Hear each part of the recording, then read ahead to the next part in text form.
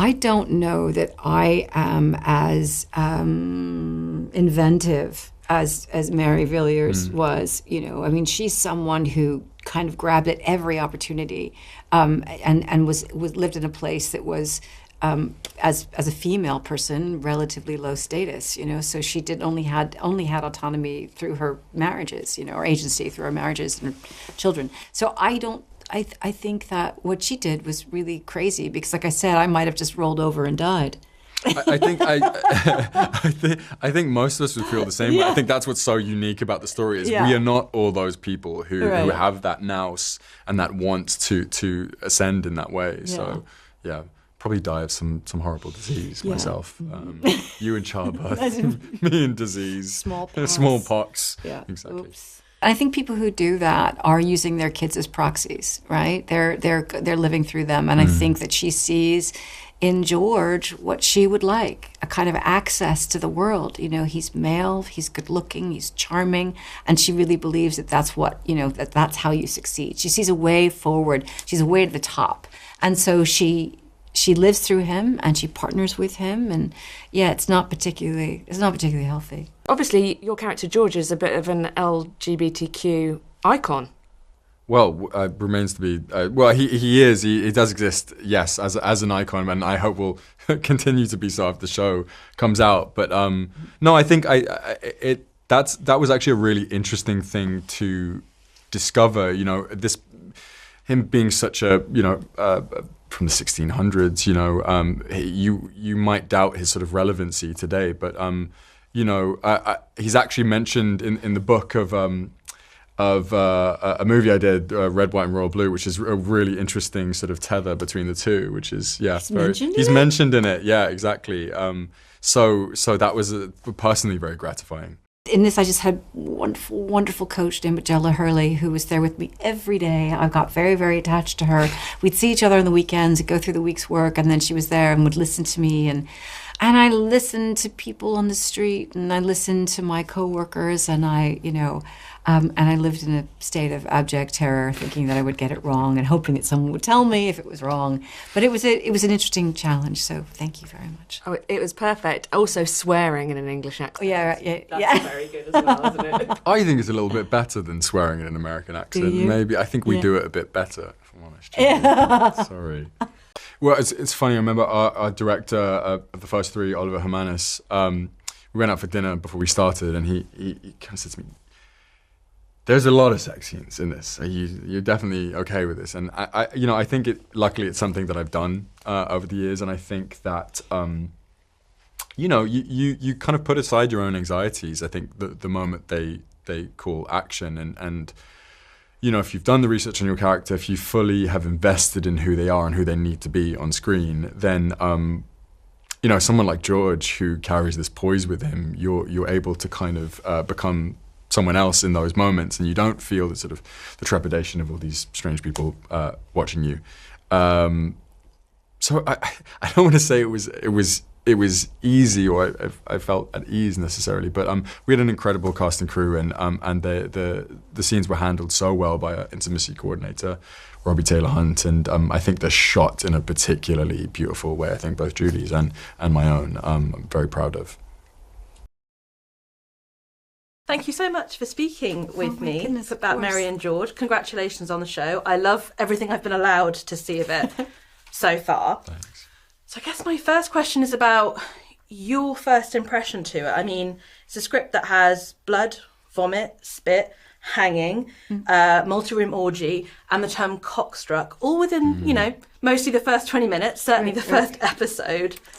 How did that make you feel as an actor? It was exciting to read the script, actually. I mean, so much happened on the very first page for my character with the birth of George and her. She was so vivid, so compelling, so active, and different than anything I'd seen. What about you, Nicholas? Yeah, I mean, I think there's nothing really like it on television. I mean, the closest sort of comp I suppose you could give is Lanthimos is the favourite in terms of that sort of feel. But I mean, the script immediately, you read the first few pages and it's just, it feels like such a unique tone. And got to talk about the sex. There's a lot of it in the show. But I kind of wondered if you had an opinion on, there seems to be so much more of an appetite for it in period dramas as opposed to kind of maybe more modern set films. Like, did you have a feeling on why that might be? No. Because we seem to have come from the prudish period into like something where we're embracing a lot more of kind of all aspects of humanity. I think we're just like revising history in a way. You know, it was completely blotted out of a lot of these stories. But I mean, we'd be so foolish to think that it did not exist in these periods of time. So I think, you know, within this context, people are really enjoying seeing it be introduced to sort of period pieces, I believe. And were there any firsts for you as actors in the show? And if so, like how did those go? It's the first time working with Julianne Moore. That was. Yeah, that's right. Wait, it wasn't your first English accent. No, No, it wasn't. But first Jacobean. First Jacobean. That's right. We haven't done that. No one goes anywhere near the Jacobean. Right? Like, very brief period of English history. And so whatever I was unfamiliar with, I ask other people, and often they didn't know either. Because it was all so quick. I mean, we know the King James Bible. Tony knows a lot, actually, about King James. And he's an encyclopedia. He's our resident historian, really. About that. Were there any words that tripped you up slightly when you were kind of trying to be so specific with the dialect? The language was very modern. I mean, I think what was interesting, you know, because the speech is intricate and also required speed. So that was something that was definitely a challenge. But that's DC Moore. That's the way he writes. Yeah. And is there a scene from the show that you anticipate there might be discussion around? You know, kind of like, for example, with Saltburn, everybody kind of really got to watch it at home and there was loads of chat about certain scenes. Is there one in Mary and George that you feel might kind of inspire or engage audiences in particular? You probably have the ones that'll inspire people. I aim to be inspiring in all walks of life. I think it'd be hard to pick one. I'm very curious for all the seven episodes to sort of be out, and I can't really distinctly say one over the other. I'm curious to sort of see the reaction. And the relationship between Mary and George is a very specific one. I wondered, did you come into the project with kind of any inspirations in the back of your mind? No, I mean, honestly, the script was so finely written. I mean, it really was. It was there on the page, and it was easy to engage with. And I think that what was interesting to me and curious to me, too, was how she engages her son as her partner eventually. There's a certain point where she just sort of raises status, and she's like, you're no longer a child, you know, and we're in this together. And I think that that's kind of an interesting, in terms of their future journey, too, that's what makes it challenging for Mary when he pulls away. It's like, wait a second, we were doing this together. And I'd love to talk with you for a little bit about an intimacy coordinator. I assumed there was one on the show. And obviously from kind of a outsiders and kind of public view, everyone's always talking about, oh, well, their job is just to choreograph sex scenes. But I understand, you know, it goes a lot further than that. It's about consent and boundaries and making everybody on set, actors and crew, feel comfortable. How was it that you were sort of made to feel comfortable when you were approaching those sorts of scenes? It's a technical, you know, I mean, everything you do in film, you build, right? You know, you work on the language, you work on the movement, the costumes, everything is constructed. And I think that an intimate scene is exactly the same. So it's just so wonderful to have somebody there who's another pair of eyes who can help you construct that scene. And what about you, Nicholas? Yeah, I mean, I was really lucky that I'd worked with our intimacy coordinator before in another project, and so I already felt incredibly comfortable with him. And you know, you treat it like choreography in a lot of ways, like a dance. And also, I think everyone, you all have to be very aware of what the intention is of the scene, how it fits into the story, how it moves the story on. And I think all of that was very, very clear from day one. So, yeah. Thank you very much for speaking with me. It was a pleasure. There's a lot of debate around, you know, James I's romantic relationships amongst historians. And I wondered, how do you both hope viewers will receive the series and its take on the subject? I'm sure that the sort of debate does exist. I mean, we had a great source material with Benjamin Woolley's The King's Assassin, and I think we all, especially, Tony and I and our relationship with each other, talked a lot about that. And I think it's important to note that it's historical fiction and we want to tell a very specific story as well. And I think the series succeeds in doing that.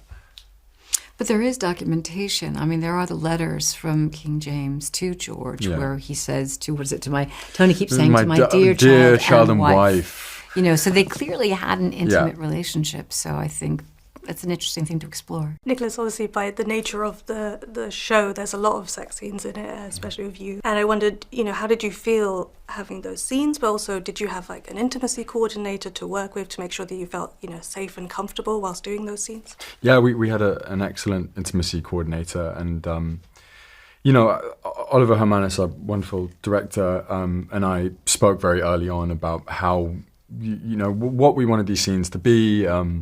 The purpose we wanted them to serve and how they'd be done. And I really felt, actually, starting the project, my first 3 scenes, I think, in the project were all sex scenes. And I think I immediately sort of felt a level of comfort and confidence and actually excitement that, like, this is George's currency. I felt like I was really getting to know George through those scenes in a way, because this is how he operated in the world and how he chose to dominate people often. So it was actually quite exciting in a way. Because mothers and sons have such kind of strong bonds, even if the relationship can be a little bit kind of tumultuous. I wondered if you guys could talk about when you first met and kind of establishing that kind of connection, if you were awarded time to sort of get to know each other before starting the show. Whoa, we didn't get any time at all. No. I mean, I think Oliver, I remember there was one meeting where he said, like, come and meet a bunch of people. And there was like... It was the whole cast. It was the whole cast. Yeah, it was But I think we barely said hello to each other because there was so much going on. So no, it just happened... as we worked. As we worked, yeah. I mean, as an audience member, there's something so fun about stepping into this world and the kind of costumes, the language, the grandiose kind of environment that we sort of step into. How is it as an actor? Does it feel like one really big playtime when you're on a set like this and in a show like this? I mean, look, hard work, definitely. I feel like we filmed in all of the seasons. It was snowing. Cold, I was hanging around on a noose for the snow, which was grueling. But like, look, there's no greater gift as an actor to be able to jump into amazing costume and work in these stately homes and incredible locations. I mean, it really helps manifest all the characterization and everything. And it should feel like fun. Yeah. I mean, I always say, it should feel there's something that's innately pleasurable about what we do. Yeah. Where you are playing, you're telling a story, and the fact that we get to do it, I think it's such an extraordinary level where you have the help of all of these great artists around you, costumes and set decorations and other actors, and it's tremendously pleasurable. Yeah, in terms of having kind of great people to lean on, I don't mean to make you blush, Julianne, but Nicholas, I mean, you couldn't have asked for a better kind of colleague in this instance. I always wonder how Julie must feel. Sort of saying all these wonderful compliments. She's like nice. Slowly twisting away from me. No. I mean, it made the scenes, so much fun, so easy to perform, and Julie's so unpredictable with what she brings to the table, and you really feel like you have to improve upon your choices when you're with her, and I think that's an incredibly exciting prospect as an actor. I know, of course, this is a rather kind of extreme version of it, but the kind of lengths Mary goes to for kind of power, and there's a lot of kind of is there a lot of relatability, albeit kind of in kind of lesser terms, but especially for parents, that kind of motherly, quite survival instinct, and to sort of do what's best and to help sort of find resolutions, I suppose, for your family. I think in a positive sense, yes. I think that she is someone who's very driven to take care of herself and to take care of her 4 children. And when she's left destitute and with no opportunity, she very quickly finds another husband. She finds someone who will pay to send her son to France, because she believes that that's a way forward for him. So, historically, she did place all of her children quite successfully. They all did very, very well. And like somebody's saying, we're right across the street from Villiers Street, right here. On the other hand, I think you hope that as a parent you're going to do what you can to support your children, but then also not make them so codependent with you that they can't leave. Yeah. So is that why Villiers Street, is it named after? George. Oh, Georgie boy. I'd never heard of the Villiers before. I was know. quite new to this. Right, yeah. But I find the quality, because I thought this is such a great show, and I find the quality of TV so exciting at the moment. I think we sort of take for granted how big kind of sort of traditional Hollywood stars are now kind of doing kind of TV. And then you get directors like Oliver, who of course, who's got great kind of credits already to his name. How much of a rise, especially for you, Julianne, have you seen in the kind of television in terms of like, when I was growing up, it felt a little bit like there was TV actors and then film actors, and it now feels like there's this kind of amalgamation. Have you noticed there's been more opportunities, more stories, and more roles now coming from both directions? Oh my gosh, absolutely. I mean, I think that we were much more compartmentalized before, and now as our viewing habits have changed, and I think really it's the internet that changed everything, and streaming, that suddenly there's all this opportunity elsewhere. And so, people are looking at things, I don't necessarily recommend it on their phones, but there are many, many ways to kind of ingest these stories. And so, there has been a tremendous rise in stuff available. And just very finally, because I can't not ask about, because I'm a huge Pedro Almodovar enthusiast, Yeah. and I adore that man's work. Yeah. And I might be wrong here, but I read that starts shooting as soon as next It week. does, You must be so excited to be working with him, because he's one of those directors. I guess if you had like a wish list, you wouldn't necessarily put him on there, because we weren't ever to know he'd make a kind of English language film. So he was always on my wish list, and I actually have been hoping that something like this would happen. And when he emailed me, I was. I said to my husband, "You'll never believe what look at this email I just got." I mean, out of the blue. Just so the moment I saw his work, I was blown away by his point of view, so I can't believe I actually get to work with him now. So amazing. I was in a lift with him once, and I was like, "It's Pedro's." He's cool. He's very cool. So just very quickly then, Nicholas, who's on the top of your wish list before I go? There must be God.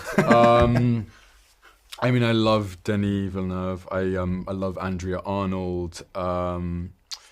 There's so many incredibly exciting young filmmakers who are just coming up. I'd love to keep working with Oliver as well. I think his viewpoint is so unique, and I think it's a really exciting time for some of the filmmakers I've been able to meet in the last few months, and the prospect of working with them. So I'm very open. Yeah. I like that idea of people actually having wish lists written down at home, or just like on their fridge, Right. Anyway, cool. Thank you so much, guys. Thank you, mate. Appreciate it. I do love Mary and George. It's a wonderful piece of television. Just wonder, could either of you two imagine a queer story like this being told before now, like any time before now in TV and film? Do you know, it's interesting. I made a movie called The Kids Are All Right. And I think The Kids Are All Right was, 13 years ago, 14 years ago? And it was considered revolutionary. It was the first time that a queer family had been depicted in a film in a completely normal way.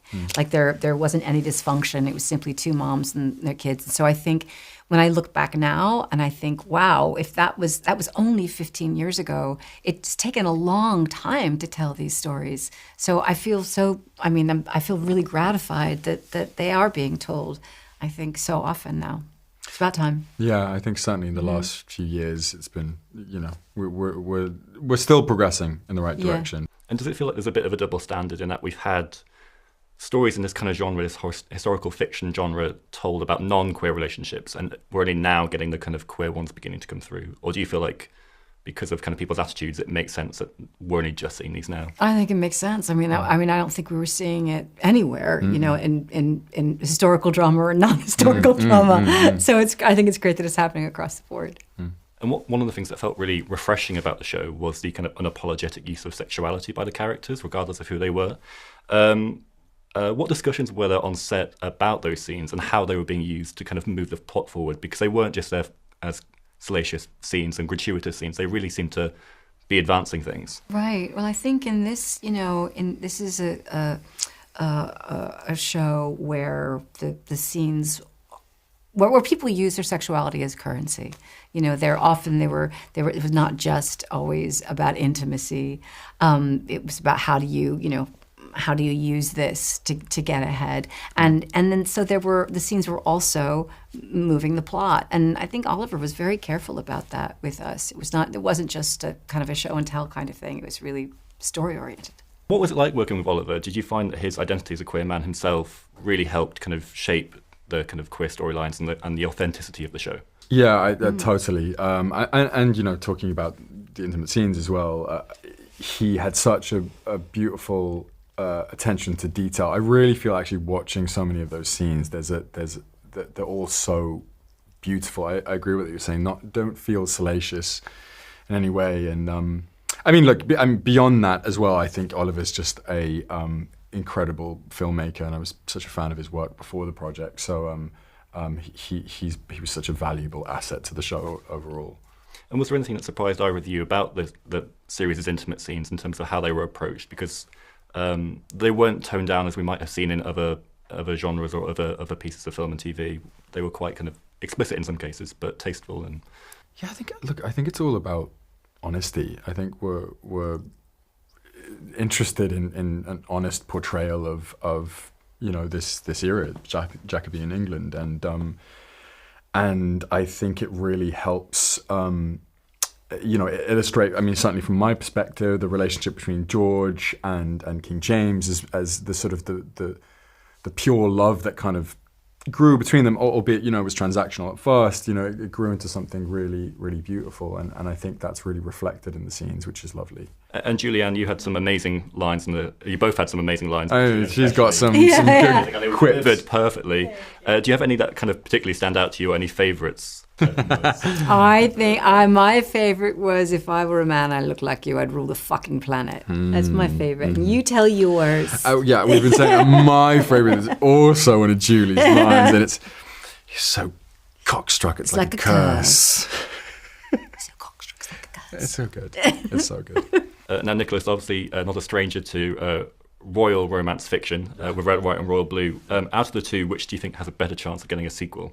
well, I know. I mean, we kind of leave this story in quite a sort of an absolute place, and I think it exists really well over the 7 episodes. So yeah, I think that it says all it needs to.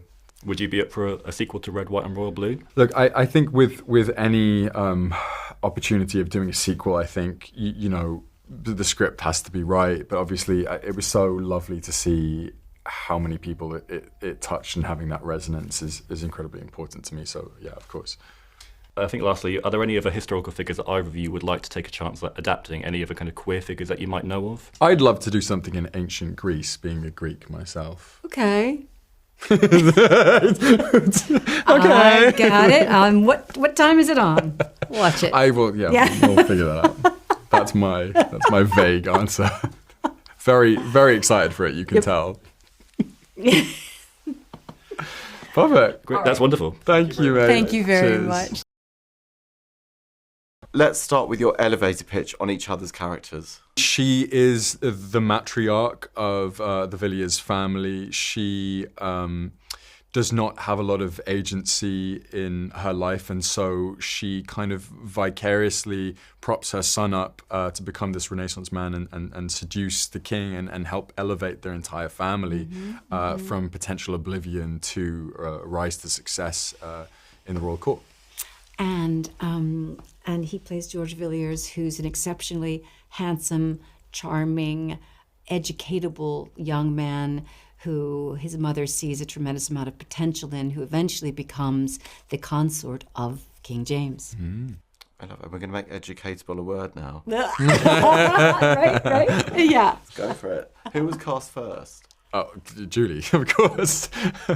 And what did you think when you heard you were going to be cast opposite Julianne Moore? Counted by my lucky stars. I mean, I was so excited. I was been such a fan of Julie's work for so long, and could totally see her in the part as well. But it's so fun because you don't know exactly what you're going to get until you show up on day one, and you see your characters kind of evolve with each other over the course of filming. So just really excited to start it. So you've had the honour of being cast alongside 2 actors after Uma Thurman, who played your mum in Red, White and Royal Blue, and now Julianne Moore. Who would be your dream third mother to play opposite? Wow, what a question. Maybe he's growing out of that. Do you think? Yeah, maybe he doesn't need to have somebody play his mom in his next I think so. I mean, there are so many iconic actresses I'd love to, whether they play my mother or not. I have to say, move on from the mom thing. Do you think it's getting a bit tiresome? God, I don't know. I'll just throw out, I love Patricia Clarkson. I think she's fantastic. Fantastic. So I'd love to work with her regardless anyway. It's a fabulous choice. Thank you. So little is known about Mary, which must have been a challenge, but also an opportunity to kind of interpret her in your own way. Did you look to any other famous historical women, either contemporary or previous, to kind of inform the role? No, I didn't. I really based all of my work on the script. I think D.C. Moore wrote something that was really extraordinary, and it jumped off the page, and the character was incredibly vivid and almost all text and no subtext. I mean, she's somebody who's active and front-footed and has all this drive. So she was there. And the Duke of Fuckingham is probably one of the best nicknames ever. What surprised you most about him in your research? You don't see characters like this so often, and you know, I'm a big fan of sort of reading historical texts, and I think George is is an incredibly textured person, and the life he led was so bombastic in a way, and his insatiable desire for power, and the people he was, you know, able to seduce. You know, there's some notable figures who don't even make it into the series. You know, we didn't have enough time, but I think, you know, obviously it's historical fiction, and we were able to kind of add to George in other ways as well, and I think. But I think, you know, Benjamin Woolley's book, The King's Assassin, gave me so much incredible information to draw upon. Yeah, it's incredible when you think about just the queer erasure in history. And I think, as Lisa Marshall said yesterday at the premiere, how we view much of history through this Victorian lens. And it was so refreshing to watch this kind of re-evaluation of sexuality and identity. So how did it feel to kind of be part of that? It was interesting. You know, I loved how fluid the characters were, how expressive they were, how so many of these relationships were taken for granted, weren't considered shocking. Because obviously it's always existed. It's like but what history do we remember? Who wrote the history down? You know, who are we listening to? So it's wonderful to have it reframed in this way. And your English accent is wonderful. Thanks. Where did you go to for inspiration?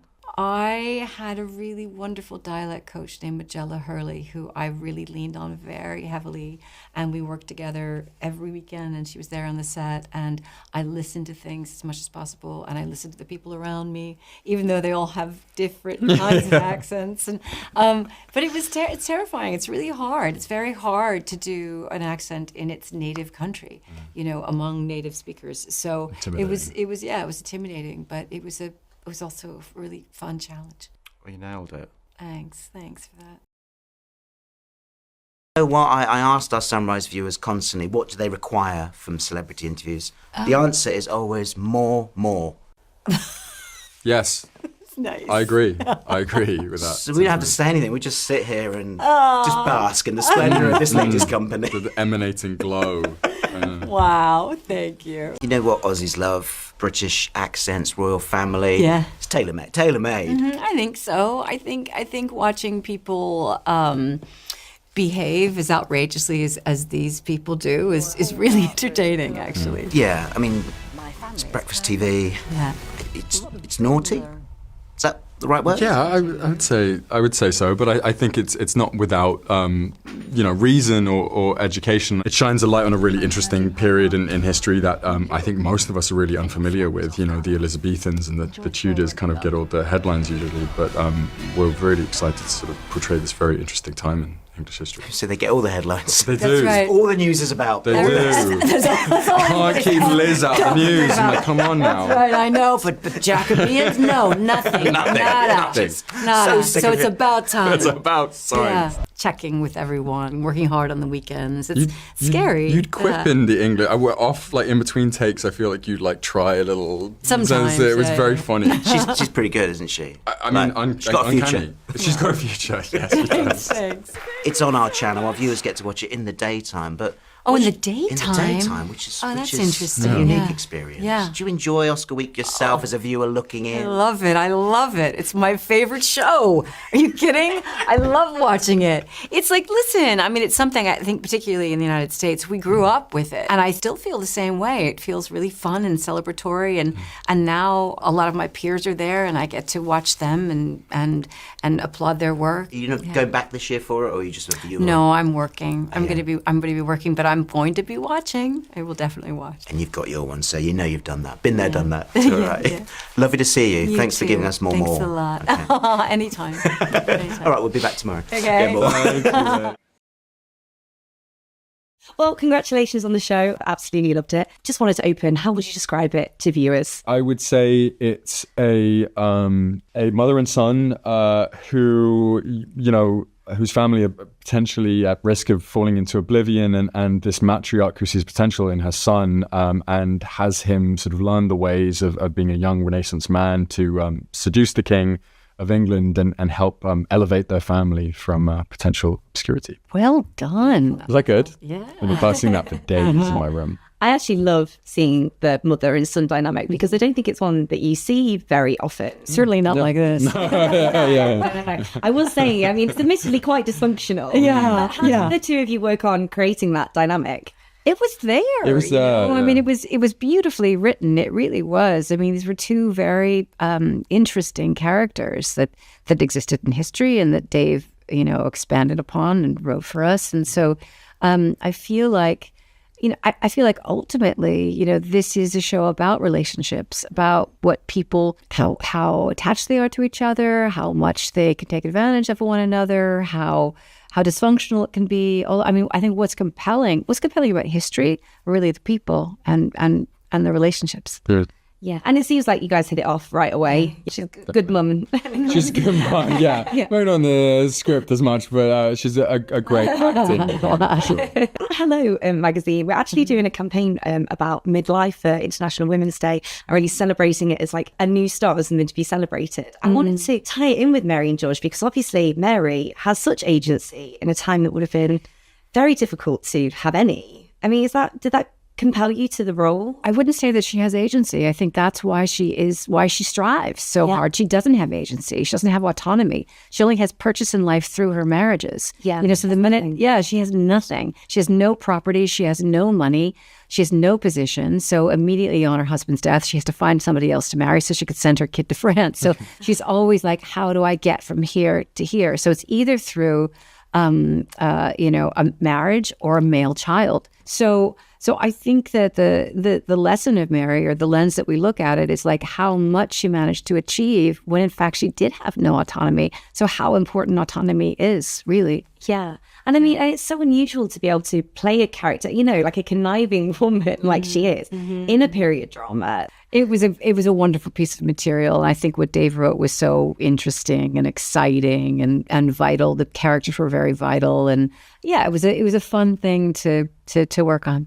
I know that you had to build Mary from the ground up because there's not a lot in the history books about her. Obviously, Nicholas, there's a lot more to be learned about George. I mean, did you like that you had something to fall back on? And same for you, Julianne, did you like that you had to build her up? There obviously is a wealth of information about George, and we had a great text in The King's Assassin by Benjamin Woolley. But one thing I think Julie and I both keep coming back to is like the script. Script is the Bible, and I think there was so much there to sort of play around with and build upon, and so it's great knowing the history of it all, but really there was just like a wealth of opportunity that I think existed within the script already. But I mean, history's saying that she's a witch. That's just harsh.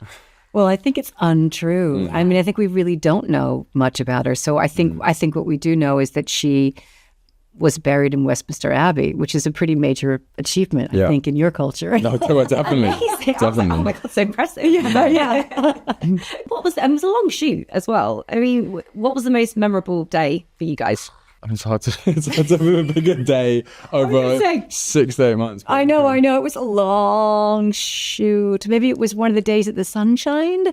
Oh my God, yeah. Boy, it was really gloomy. We went through very gloomy. We had like a week of like torrential snow. It felt like rain. We had sun, but we had some hail. I'd say, you know what? Probably one of the big sort of banqueting days, because it was really nice when we had like everybody all of together. the actors together. Yeah, that's a lot of fun.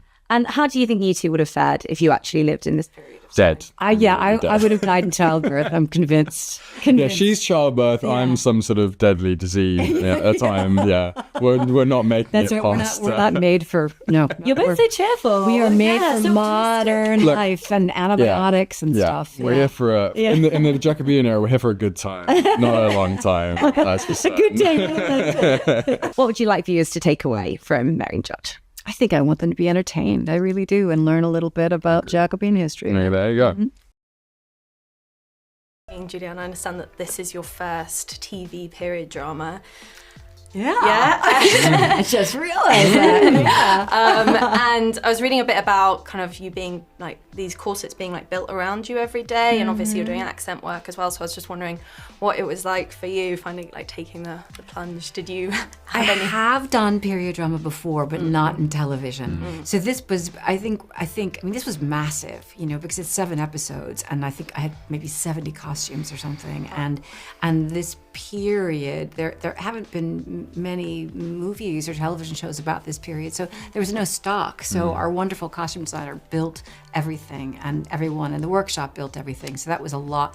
There were a lot of costumes. There was a lot of costumes. But it was fascinating, you know, and it was interesting for me to be immersed in this very different world, and to be in the UK, and to be surrounded by all these wonderful British actors, and it was an exciting experience. Yeah. And obviously you're coming off the huge success of Red, White and Royal Blue last summer, which so many people loved.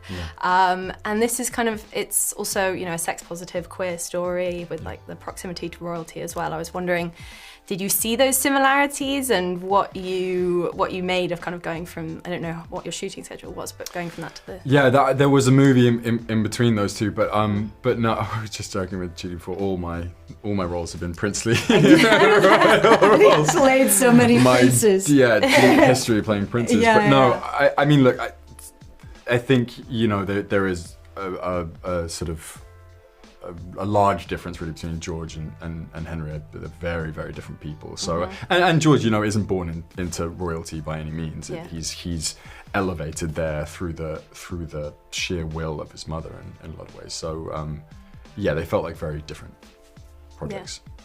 And I think that a lot of people would kind of squirm at the idea of talking about sex with their parents, but Mary and George have quite a unique dynamic. I was wondering what you made of that and how you kind of went about crafting that relationship between the two of them. I think that once she realizes or sees, I think she's always seen the potential in George. I think she sees in him something that she'd like to be. You know, she'd like to be a man. She'd like to have access to the world that way. She'd love to look like him and kind of be starting her life and have that possibility. So George for her is a kind of a proxy. And as he enters adulthood, she sort of takes him as a partner as well. You know, when he comes back from France, she no longer speaks to him like he's a child. She speaks to him like a partner. She's saying, this is what I see for you. This is what's possible. This is, you know, so oddly, it's like she kind of closes that chasm. You know, she stops being kind of, you know, motherly in a sense. It's like, this is what we're gonna do. This is how we'll get it done. Yeah.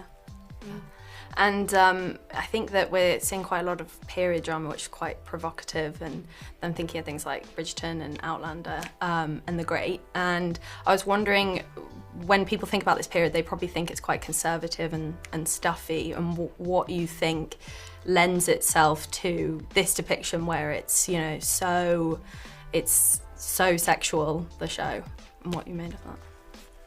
I mean, you know, one thing we've been talking about a lot is you know, sometimes it's spoken about as if this didn't exist, which was not the case. It's just it was not recorded, you know, it was written out of history in a lot of ways. And so I think we just feel like we're shining an authentic light on you know, the goings on at the time, and, you know, King James being a queer man, and so same as George, and so I think yeah. Sorry, full stop to that sentence. The end. And I think that we see what I'm kind of presuming is Mary and George's both of their first queer experiences. And I was just wondering if you could kind of take me through the approach to kind of shooting those scenes in particular.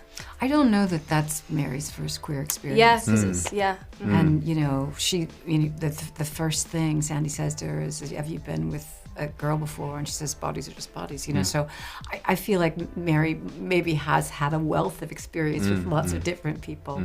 Yeah.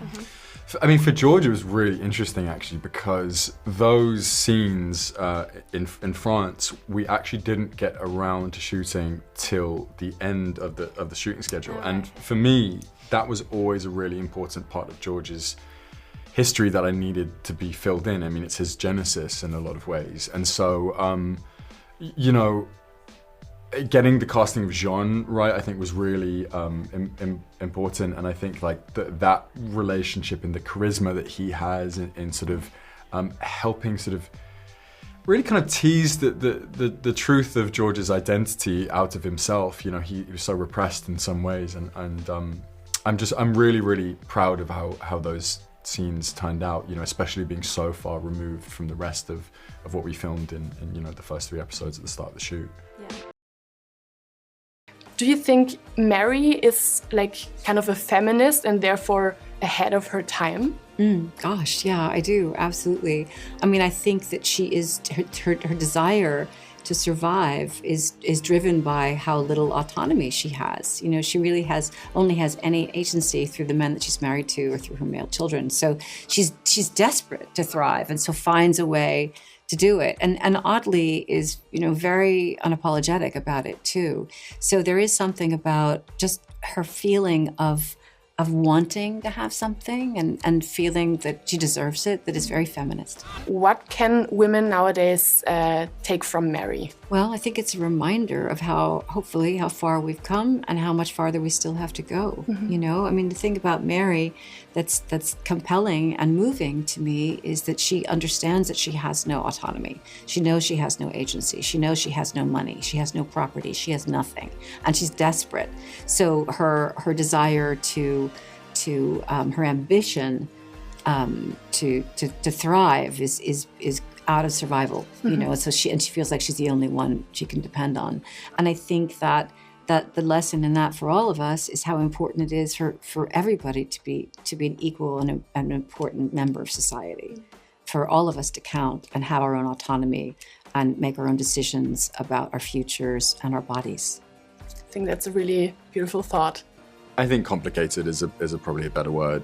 There's obviously genuine love and care, and she really does want to raise him from you know, the oblivion that they might all find themselves in as a family. But obviously, you know, you could maybe argue against some of her parenting. Yeah. Techniques. I think they're interdependent in a way, or codependent. That's not necessarily healthy. And I think she also, as much as wanting to elevate him and seeing the possibilities that are available for him as a really good-looking, charming young man, she also sees him as her proxy, which is not exactly healthy. How would you describe the show in one word? Sexy.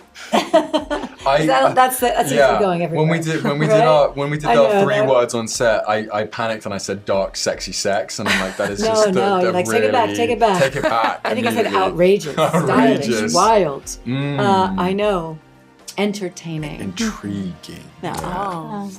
Okay, that's really Why did you good. give us one word? I know. That's impossible. Yeah, it's because it's a TV thing. Yeah, it has to be fast. It has to be fast. Perfect. Thank you so much. Thank It was you really nice very to talk much. to you. Nice to talk And to you. congratulations on the show. I'm Julianne Moore, And I'm Nicholas Galitzine. and we're getting up close with Cosmo UK.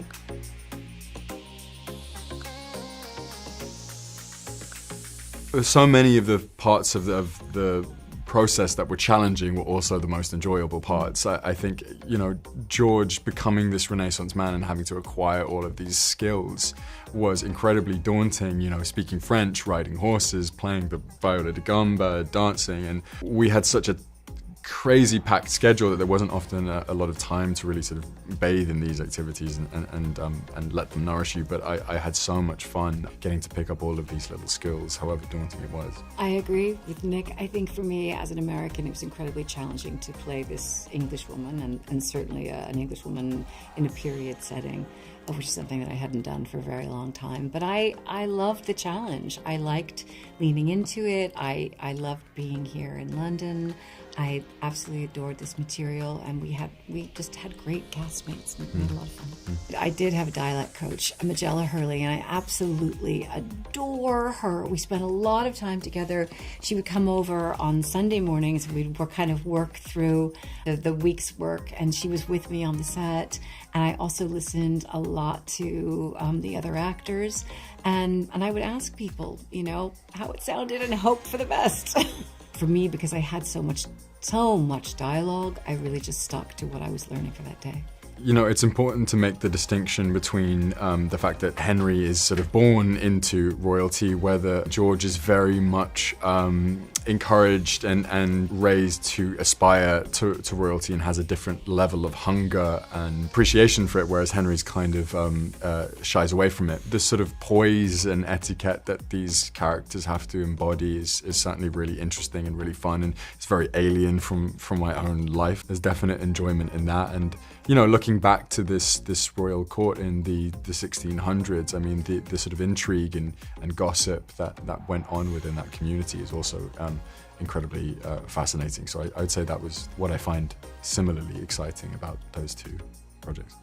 Yeah, we had an amazing intimacy coordinator called Robbie Taylor Hunt. I actually worked with him previously on another movie, and it was just really about trying to ground myself in George's body and his charisma, and giving him this sense of comfort and poise in those very tense moments that oftentimes film on set. There wasn't an incredible amount of prep work necessarily in that sense, but I think it was just more a comfortability on set and really like owning the space, I think, when performing those scenes.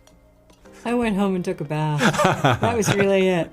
We were shooting so far out of London every day. It was usually at least an hour, sometimes an hour and a half in the car on the way there, and same on the way back. And so all I did was come home and eat something, look at my work for the next day, take a bath, and go to bed. That was it. I felt so antisocial for the space of about 6 months because I live in the States now, and you come back home to the UK, and all your sort of English friends expect to be able to hang out with you while you're doing a job, and it was. I think that was actually a very impressive thing, as I felt there was such focus from everyone who was on the project at this, to create this thing that we were making, because it was a really big task. Certainly the pearl earrings I thought were, they're so George. Portraits, there were some incredible portraits. I feel like I wanted to steal your hat with the little bunny ears. But you didn't get there fast enough because I have it. Exactly. I should have been swifter. Okay, that's all you took? Yeah, just the hat with the rabbit ears. Wow, okay. Yeah. There you go. Thanks for watching.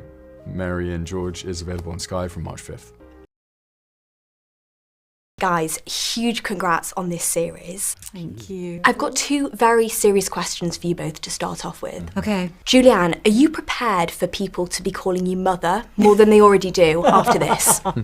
That's how you want everyone to refer to you on set. But just my mother, just like capital letters. Yes, So mother.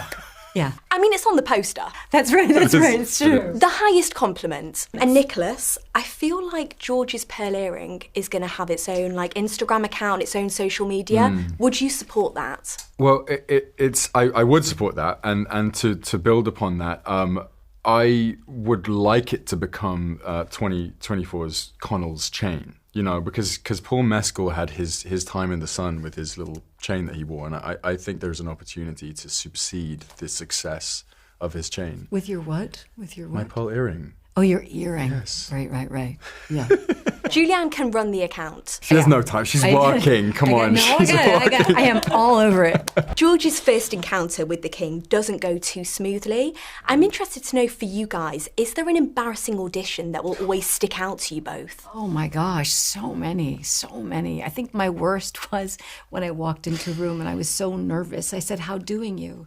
And then I never And it's just after it. And then I was just like, I can't do anything. I lost the job right there. Boom. I have so many like singed into my memory. The one that really sticks out to me is they were doing that Tarzan movie, and they were going to have a young version of Tarzan in it, but they said this is going to be very improvised auditions. There's no lines for you to learn, and obviously because he's kind of an ape when we first meet him. Oh, this is so painful already. Yeah, and they said we want you to pretend that you have an orange and you're very protective, and someone's trying to take your orange. No, and why would anybody do that? I don't know. You know when you half-arse something as well, and it makes it 10 times more awkward. I wake up in sweat thinking about that horrific moment of my life. I am uncomfortable hearing about it. Yeah. I'm sorry to remind you both of these, but look at you now. It's all worked out in the end. It has. Single tear. But Nicholas, you've obviously played royals before. I feel like you're technically royal. Is that how it works? I think so. Okay. Out of all of the characters that you've played, who do you think that Mary would approve of for George? Oh, God. It's quite meta. That is quite meta. I think Prince Henry is a very upstanding young fellow. Yeah. How many royals have you played? Well, I've played a couple. I was in Cinderella. Okay. I played Prince Robert, and I was doing lots of singing and dancing. And maybe the artistic collaboration there would be good. How many royals have you played?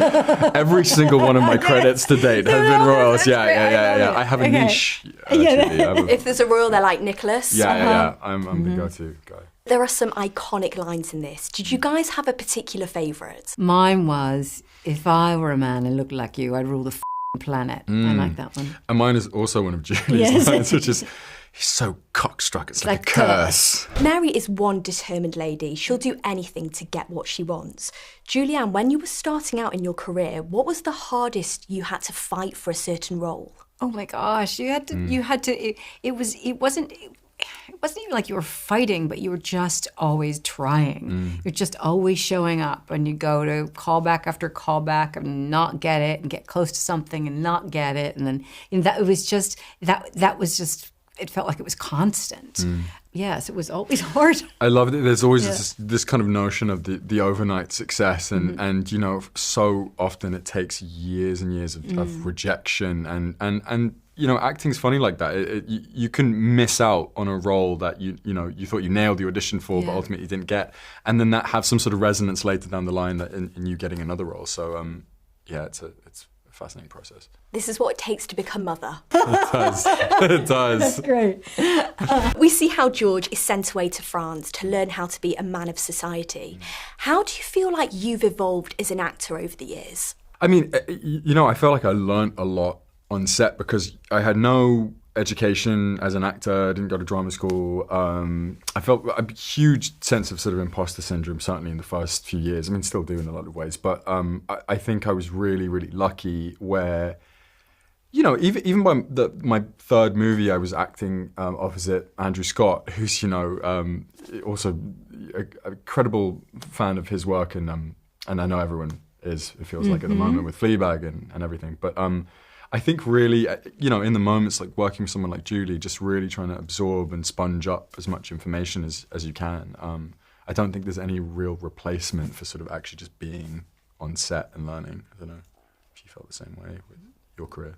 Well, you're both such a joy to watch. Thank you so much for talking to me, and huge congrats on this. I absolutely loved it. Thanks.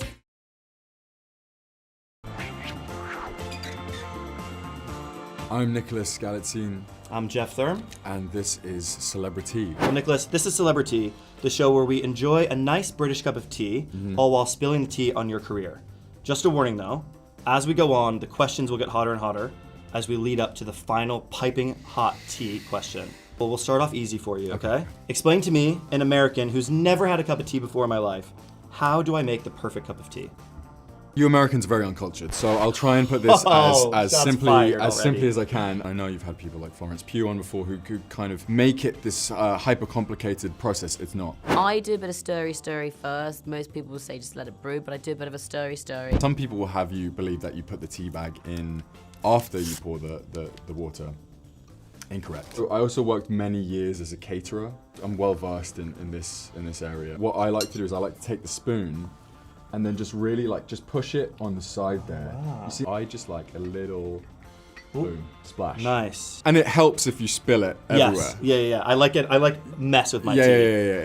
The common misconception that Americans have about Brits is that we're incredibly refined. We're not. Now, sugar, you don't want this to overpower the taste of the tea. Get this top part a little loose here. Yeah. Just massage out. There you go. That's literally all you need. Boom. And then, of course, you just finish up with it. Gentle, stirry. Cheers. Thank you for having me.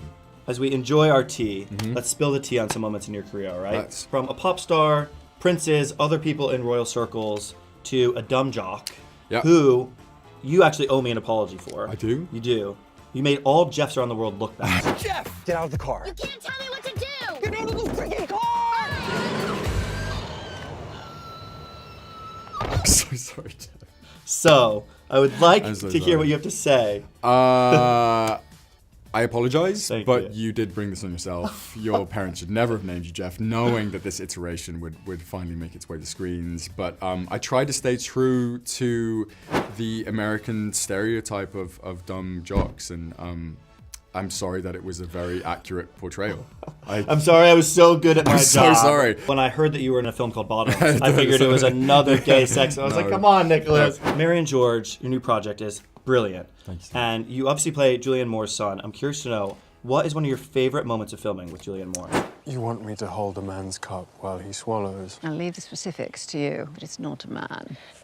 It's a king. My favorite moment with Julie, I would say. Oh, Julie, that's cute. Yeah, we're on nickname basis. There was a scene. There was a funeral at some point in the first episode, and there came a point where we'd have to cover the camera lens that was shooting up from the grave in soil and dirt. 4th rows, once above, once below, once to the left and once to the right, and in the end we just had to cheat it because unfortunately Julie's accuracy with soil throwing is not fantastic, and we were all dying laughing, the whole crew trying not to laugh. And what was one of the hardest parts about playing your character? I think just embodying that sense of power and seduction, because we all have our own insecurities as people, but when you play a character like that, you have to throw it all away. People obviously loved you and Taylor in Red, White, and Royal Blue. People ship you. There's memes and GIFs and fan accounts. How is the relationship now? People keep telling me he's signing over my face when doing events and stuff like that, and so I feel like I need some sort of retaliation. I think so too. Soon. Yeah, I've been too passive for too long. I have seen some speculation and rumors about a potential sequel. I think he said he would love one. Has there been any chat about that? There's obviously always chatter when a project like that does so well. It has to be the right thing, and the right script, the right team involved. We're being delicate about it and seeing what happens in the future. People are also getting really excited about the idea of you, and there's speculation that the character is based off of Harry Styles.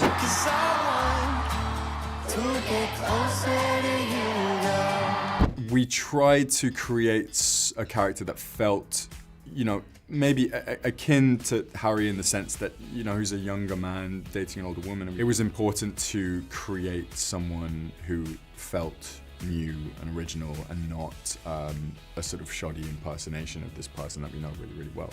And any tea you can spill on working with Anne Hathaway?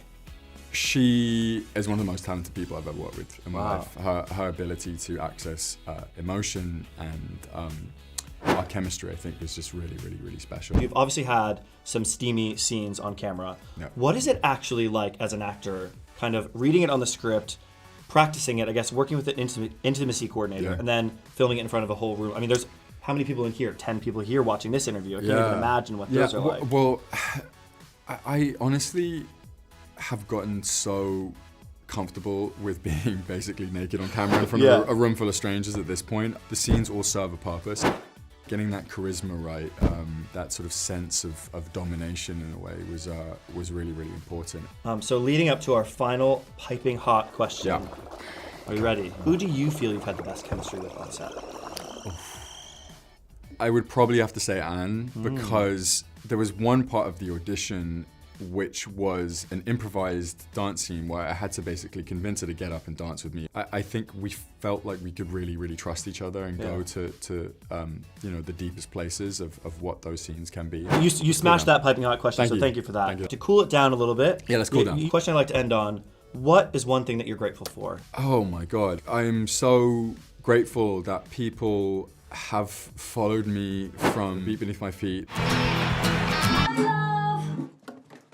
So it makes, doing this 10 years later, I think it makes it all the more sweeter. That's awesome. Well, you're absolutely smashing it. It's so great to see you in so many amazing projects. So thank you so much for spilling the tea today. Thank you.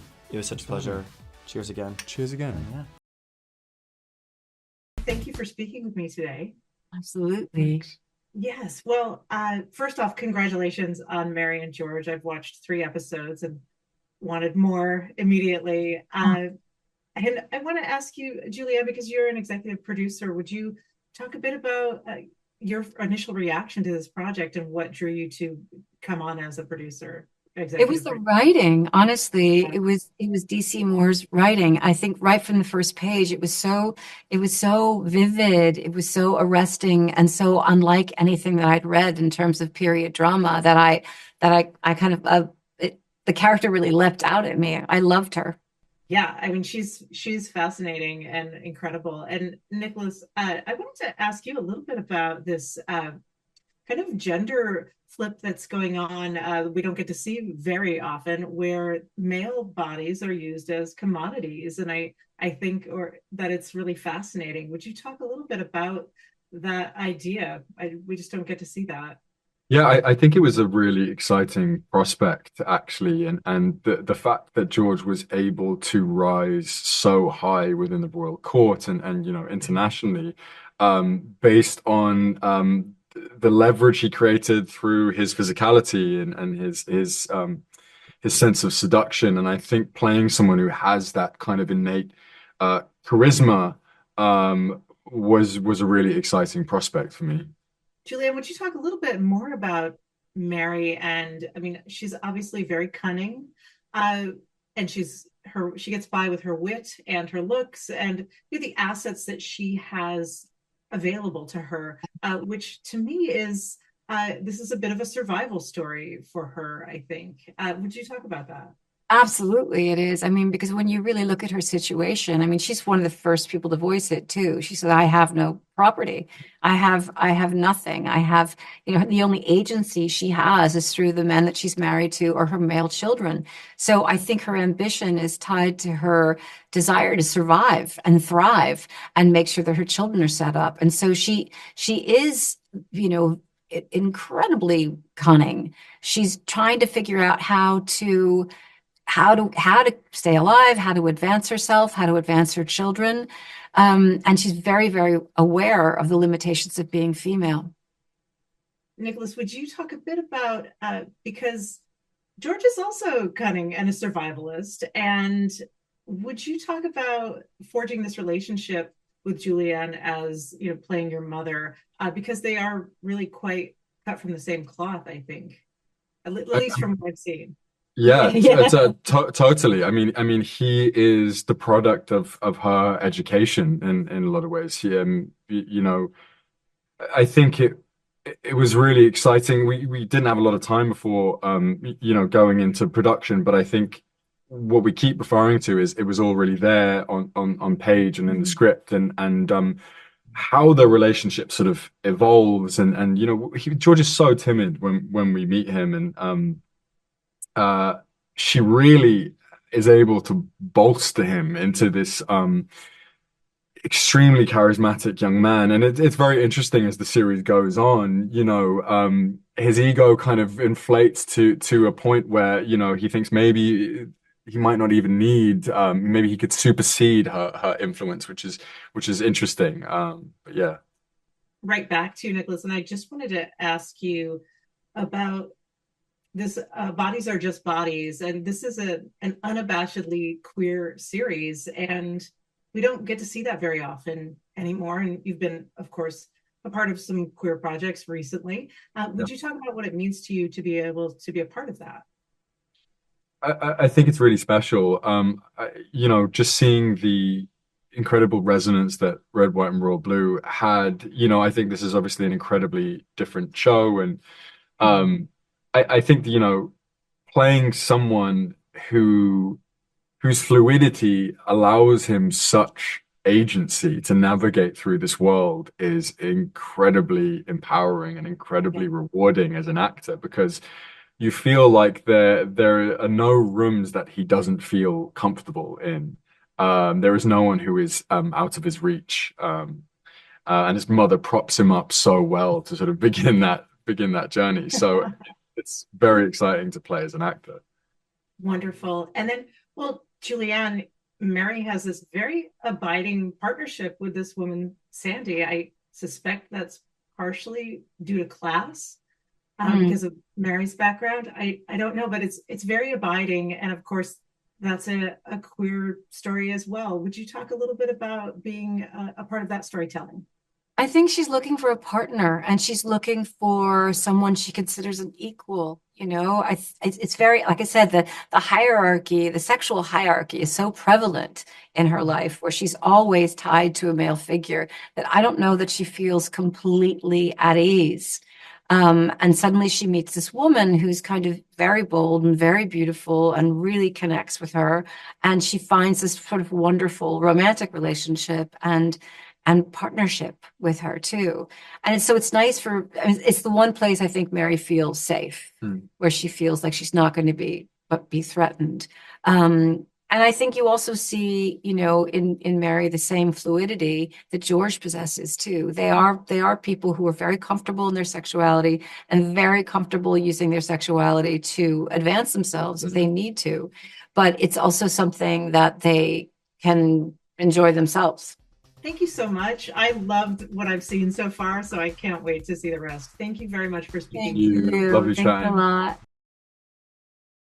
Nicholas, just looking at your past work, you've been Camila Cabello's Prince in Cinderella, you romanced a president's son in Red, White, and Royal Blue, and now, of course, you are seducing the king in this series. Is it safe to say that if there's a hot royal romance in the script, you're flocking to it? It's not even me flocking to it. The industry knows me as that guy now. It just gets put on my desk. Suits you.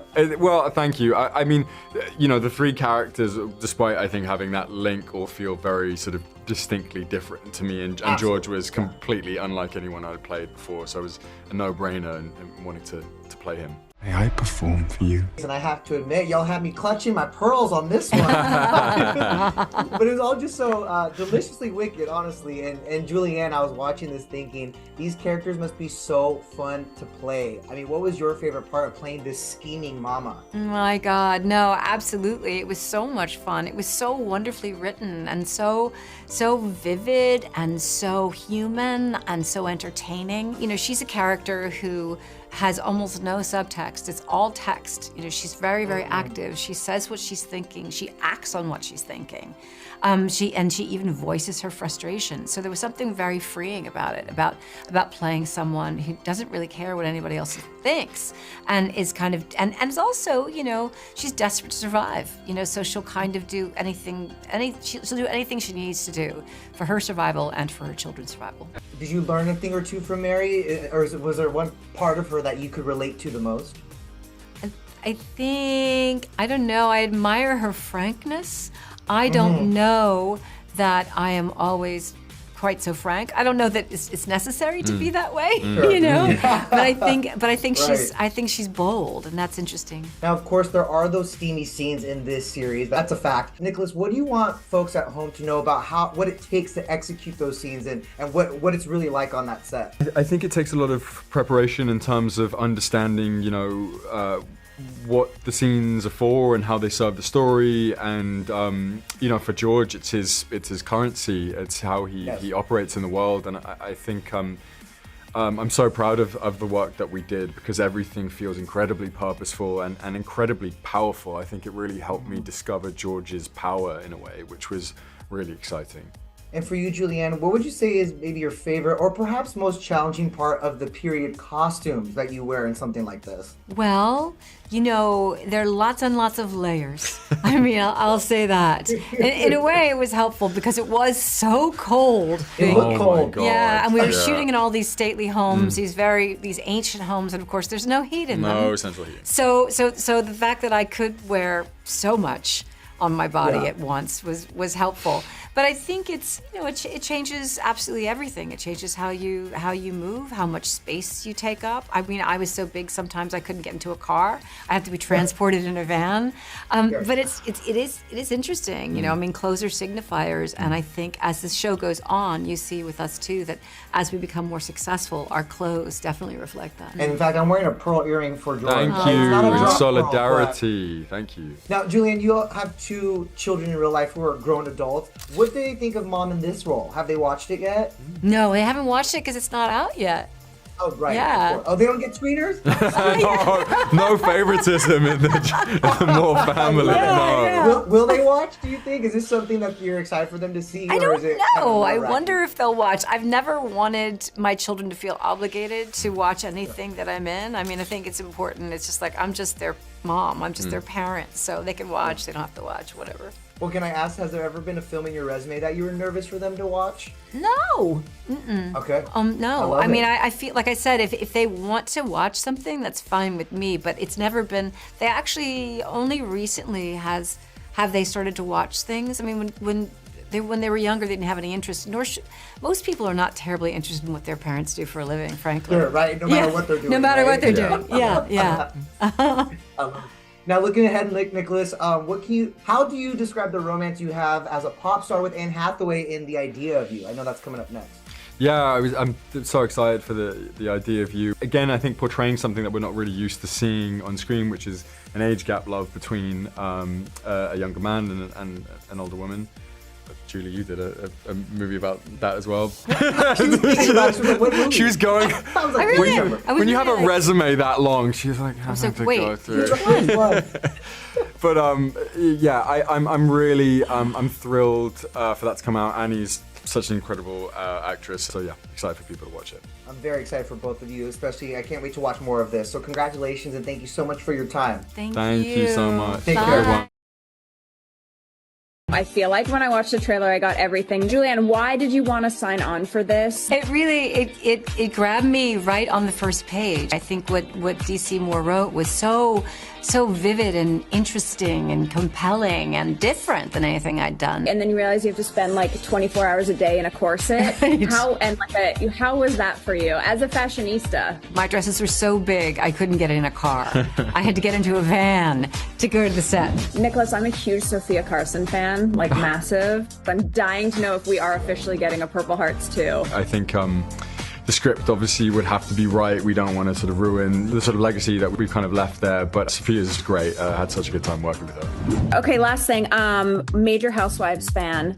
Have you received any messages from the girls after your infamous reenactment on Watch What Happens Live? And I think we both felt gratified that people appreciated it. Are you a Housewives fan? Do you watch it all? I haven't watched in a really long time. Like the last iteration I watched of Housewives was years ago. I'm more of a House Hunters International person. Yeah. First of all, you guys are giving the gays everything they could possibly want and need with this series. Every time we post anything about this show, they need it. Well, we're here to give it to them. Yeah, hope we will. Yeah, I know we hope. I mean, you know what you were doing, casting gay icon Julieanne Moore and red, white and royal blue star Nicholas Galitzine. Oh, well. I didn't cast Julieanne Moore. Julieanne cast me. Well, I mean, that's a winning formula. This series is dark, it's salacious, and it's gay as hell. Mm-hmm. This is your first TV gig, Oliver. It is. So why was the story of Mary and George the right one for you to adapt for your first TV project? I mean, it was the whole package. It was the writing, it was the actress, it was the opportunity to work at scale. It was all the things that I was wanting to try out. And, you know, television is this interesting space at the minute where you have bigger landscapes to tell human stories. So it was all just attractive and scary.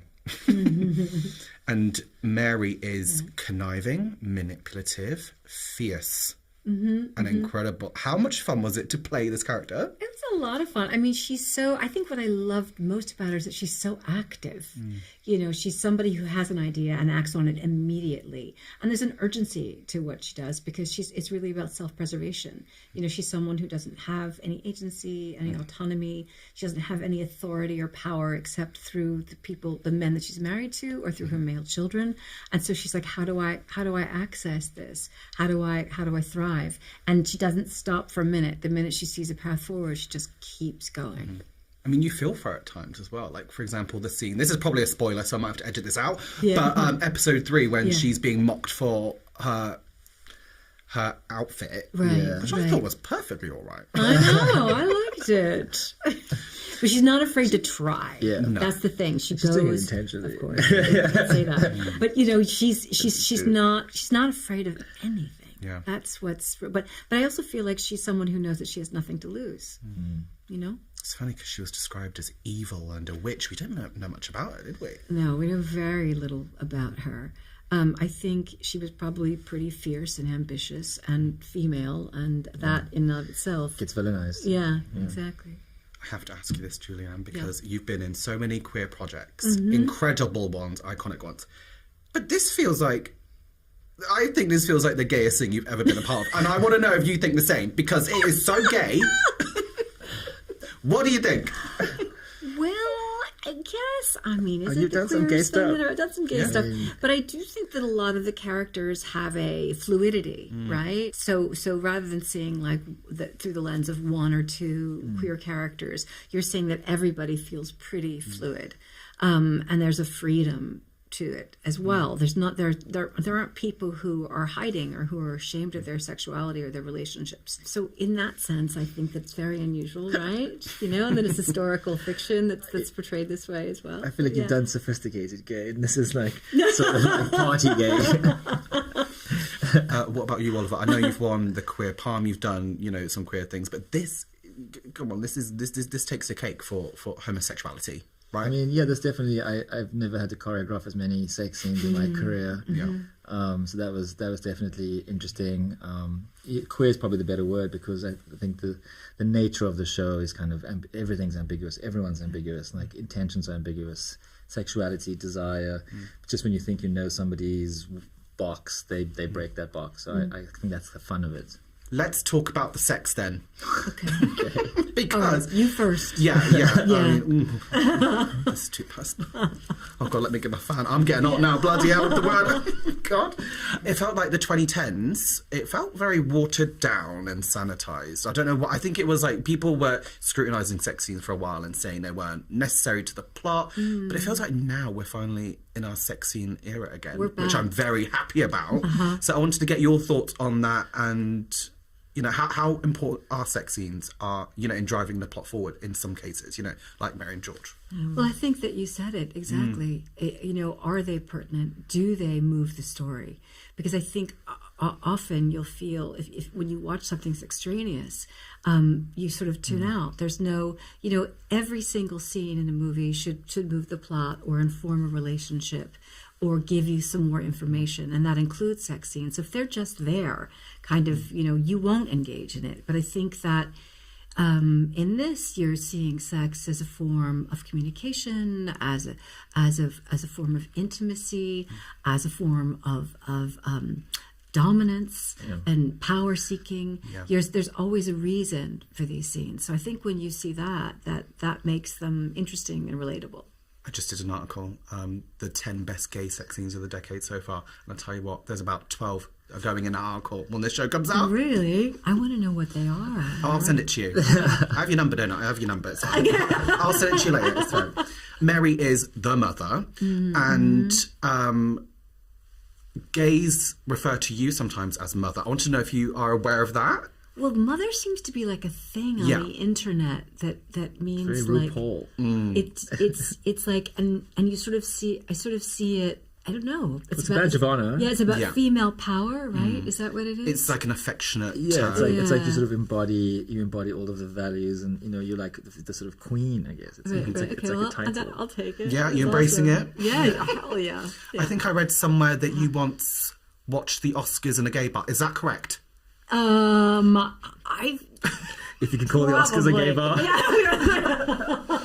I've been in many gay bars, let's put it that way. Mother behaviour. Yeah, okay. That's mother behaviour. That is mother behaviour. I'm glad you're embracing it, okay? Yeah, absolutely. Let's talk about Nicholas, because he is, like you, a gay fan favourite because of various roles. Yeah. What was it like to act opposite him in this? He was wonderful. I mean, we were speaking earlier, right? He had the biggest arc in the show. I mean, he really starts as like a teenage naif, someone who really knows nothing and is very innocent and very disinterested in anything but his own like little local romance, and he turns, and he becomes an adult who is the confident and almost dominates the king. He eventually is corrupted by power. But I think he just did a magnificent job. And he also endured a lot of hardship. He had a really, really physically grueling part and did it all. Lots of skills to learn. Cheer, Horse riding, fencing, fighting, dancing. Viola da Gambas, dancing. Really super hardworking. Yeah. I have to say, one of my favourite scenes I've seen in recent memory is Mary, strolling through the forest, and then he's just hanging there. Again, spoiler, I'm not sure I can include that, but I love the dark humour behind it, of like, he's just hanging and she's just like, yeah, do you know what, you're going to France. I think one of the things that attracted both of us to this project was the humor. I mean, it is there's some things in it that are pretty extreme and dark, but I think it's wildly entertaining. Totally. I need the episodes now. I need 4, 5, 6, 7 now. I can't wait to watch it. Nicholas, Oliver, Nicholas, from your end, what was it like directing him as George? Great. I mean, as I was saying earlier, you dream of being able to go to work with actors who are wanting to be there and are like prepared and love it and care about it, and that's a big part of making something this big kind of move forward, is that everyone has to not just do their job, but like they have to sort of be a team player, and he could not be more of a team player. He's somebody who goes around and has, is just great with the team around him. So I was really grateful that somebody who was having to carry so much labor on his back could find a way of being very light and fun every day. I mean, Julianne's the same. She walks into a room and people light up because she makes the room warmer, and for me that's like, it takes so much pressure off me because I want everyone to have a good time. Weirdly, it's like filmmaking is kind of like hosting a long party. It is, and it's a collective, right? We all participate. That's the thing. I think that's what I love most about what we do, is that everybody is an expert in their own, in their own little field, right? And we all rely on one another to do their expert thing. And so you need that. You need absolutely everybody there, and you need everyone's engagement. And that's exciting. It's exciting to depend on each other that way. Totally. And to, I love it. And I love the community aspect of it and the fact that we all make it together. You guys have done an incredible job, because I'm not even a historical drama kind of person. It's not my thing, I won't lie. But this, I'm sold. Good. I'm in it. Good. Final question, Oliver. Sorry, this is not related to Mary and George, but I have to know. Yes. I have to know. History of sound. Yes. We are so excited for this film. Again, the Gay Times readers are going crazy over it. What can you tell? Can you tell me anything? Can you tell me anything at all? What do you know? We actually didn't. Here's everything you need to know. But yeah, it was blank. What can you tell me? It's happening. We're doing it. We're doing it right now. I'm going back there tomorrow. Yeah. Okay. Can you tell me anything about the chemistry between Paul Mescal and Josh? Or is it under wraps? Is it? Yeah. They're on fire. They're on fire. They're great friends. They get on. They love working together, and this is their first time. And so again, like I was saying about Nicholas, it just feels right. We're like going to work with him feels right, because they both just love it and care about it. Oh, I'm so excited. Queer media at the moment is just incredible. I love it. It's great. It's so good. Thank you so much for talking with me. I can't wait to watch the rest of this.